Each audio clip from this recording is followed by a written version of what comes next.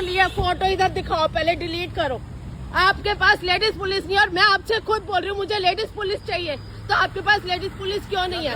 आप मुझे कह रहे हैं लेडीज पुलिस नहीं है, इतने जेंट्स जा रहे हैं उनको नहीं रोक रहे और आप एक लेडीज को रोक रहे हो। लेडीज पुलिस नहीं है और आप मेरी गाड़ी की फोटो खींच रहे हो और ऊपर कह रहे हो कि है ही नहीं लेडीज पुलिस हमारे पास। नहीं जी नहीं, बिल्कुल नहीं, नहीं दिखाऊंगी। मुझे लेडीज पुलिस दीजिए, मुझे लेडीज पुलिस दीजिए। और इन्होंने मेरे गाड़ी की फोटो लिया और चलान के लिए ये लोग मेरा भेज रहे हैं और इनके पास कोई लेडीज पुलिस नहीं है। ये वीडियो अब मैं इंस्टा पे लोड करूंगी। ये लेडीज पुलिस नहीं है, मैं कुछ भी, मेरे पास कुछ होते भी मैं नहीं दिखाऊंगी। एक मिनट सर, रुको रुको, अब रुको, अब रुको आप 1 मिनट।